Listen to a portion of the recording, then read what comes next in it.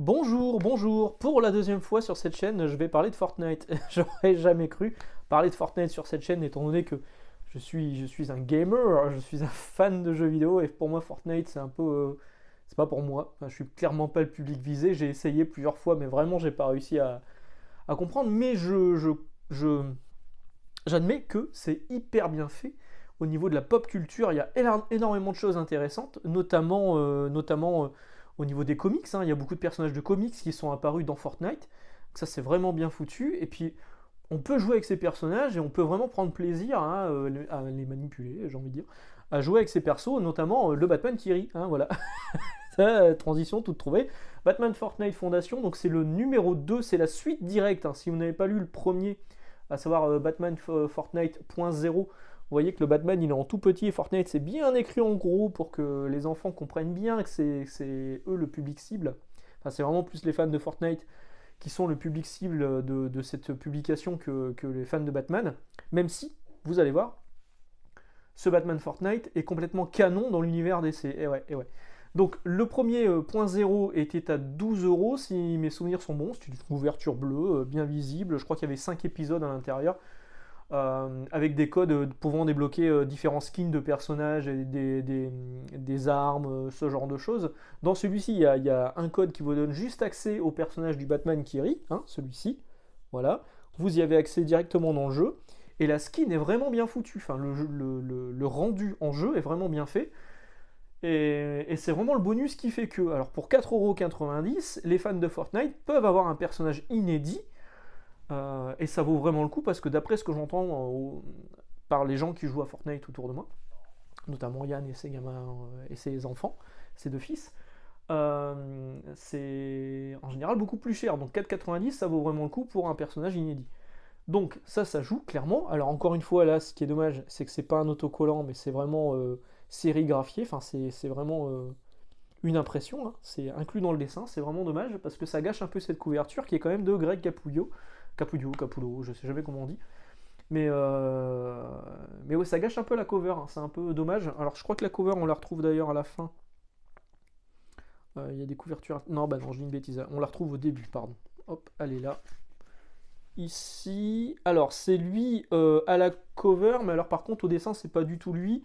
Au niveau du scénario, on a le droit à Christos Gage, qui est habitué des comics chez DC Comics.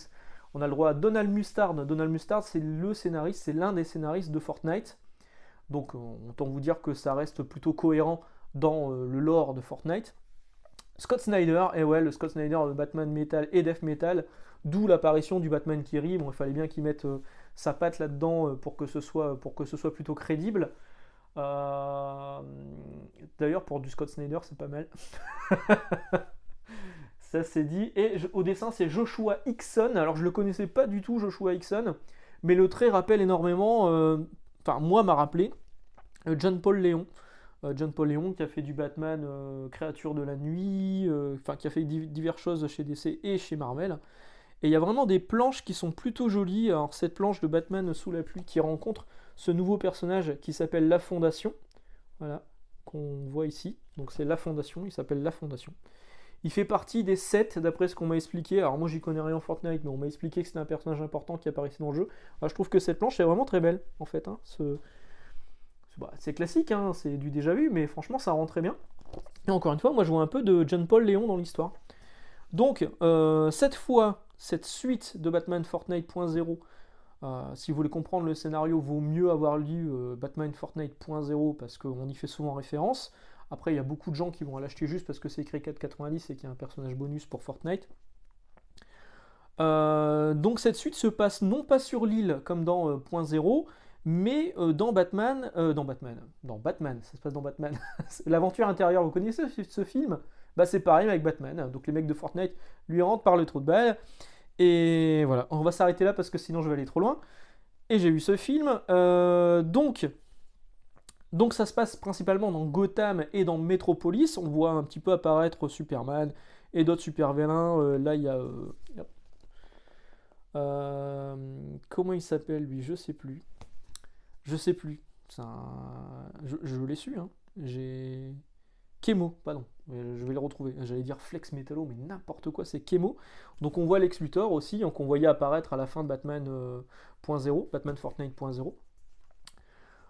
Donc, qu'est-ce que je voulais vous dire? Oui, c'est plus sombre, notamment au niveau du dessin et de l'univers, hein, ça se voit, hein, c'est clairement plus dark et moins coloré que ce qu'on avait vu dans .0.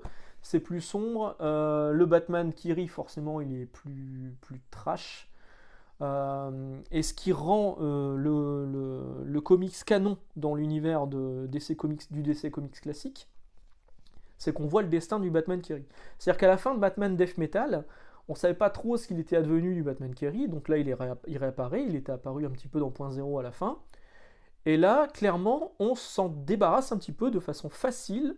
À la fin de ce récit, il se retrouve, je ne vais pas vous spoiler, il se retrouve dans un endroit, et clairement, donc là, on le met sous le tapis, on met la poussière sous le tapis chez DC Comics, et on pourra ressortir le Batman qui rit au moment où on en aura besoin dans l'univers DC, en le faisant sortir de là où il est. Ce qui fait que ça rend complètement canon l'histoire, dans l'histoire du Batman qui rit et du Batman Death Metal, du Batman de Scott Snyder. Parce qu'on voit ce qu'il est advenu du Batman qui rit, et le jour où il va réapparaître, on va certainement faire référence à ce récit qui est là, à 4,90€. Voilà, donc si vous avez aimé .0, moi je l'ai trouvé meilleur que .0, ce Fondation. C'est 48 pages, hein, c'est pas très gros, c'est pour ça que c'est beaucoup moins cher, 4,90€, c'est de la couverture souple. Merci Urban de faire ce genre de publication. Moi, c'est vraiment ce que je voudrais retrouver à la fois chez Marvel et chez DC, voire chez des indépendants. Des récits de 48 pages ou plus qui soient à moins de 15€, même si c'est de la couverture souple, moi ça me va très bien, je trouve ça vraiment cool. Je trouve que l'édition est bonne. Et bravo aussi à Urban pour la rapidité à laquelle c'est sorti, parce qu'en fait, c'est sorti en même temps qu'aux États-Unis. Voilà, c'est sorti la même semaine qu'aux États-Unis, en simultané, donc comme quoi c'est possible. Alors les excuses du oui, le temps d'adaptation, machin, tout ça, la traduction, là il n'y a pas, l'excuse vole en éclats, parce que c'est vraiment sorti en même temps. Et donc bravo à eux. Et qu'est-ce que je voulais dire de plus là-dessus? Je sais plus. Oui, donc en fait, ça a été annoncé au DC Fandom. En France, je vous avais expliqué dans une vidéo du Free Talk qu'on savait pas trop ce que c'était. On avait vu apparaître un truc à 4,90€ qui s'appelait Récit sans nom, auteur à venir. Voilà, bref. Et moi, j'en avais commandé une paire histoire d'être tranquille. Ça part super bien. Voilà, encore une fois, des gens vont être surpris que dans les meilleures ventes de comics se trouvent les comics les moins chers. Et ouais, étonnant. Ça part super bien, franchement, c'est un gros carton parce qu'il y a plein de gens qui passent en magasin qui se disent oh, un truc Fortnite à 4,90€ pour un perso inédit pour le gamin, ça va marcher. Bon, ce qui est dommage, c'est que le gamin il va être un peu largué, et je pense que le gamin, il va peut-être même pas lire la BD, hein, parce que Batman il s'en fout un peu. Je dis souvent le gamin, mais c'est vrai que le public cible, c'est clairement les plus jeunes. Mais voilà, donc ça va être un truc qui va cartonner, que vous allez retrouver partout. Et bravo à Urban pour le coup, bravo à DC Comics parce que c'est une sacrée mise en lumière du personnage de Batman dans l'univers de Fortnite. J'ai d'ailleurs des amis qui m'ont dit bah maintenant j'aimerais bien lire du Batman qui rit. Je dis bah bon courage. Il y en a un que j'avais trouvé pas mal, j'en avais fait une vidéo, je crois que c'était le Batman qui rit les infectés, j'avais trouvé ça bien. Mais après le reste, tout ce qui est les métalleries de Scott Snyder, oubliez quoi, oubliez. C'est vraiment dommage parce que on met en avant un personnage qui est plutôt cool, hein, c'est vraiment le truc le plus sympa qui est sorti Batman Metal. Mais si vous voulez en découvrir plus, il faut lire un récit qui est franchement pas intéressant. Voilà, j'en ai terminé pour aujourd'hui. Si vous aimez Fortnite, bah forcément vous allez vous y retrouver 4,90€ pour un personnage inédit.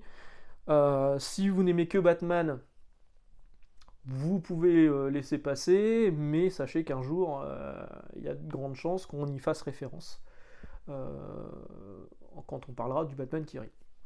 Voilà. Sur ce, une excellente journée, d'excellentes lectures. On se retrouve dimanche, et puis dimanche, on fera un free talk classique comme d'habitude.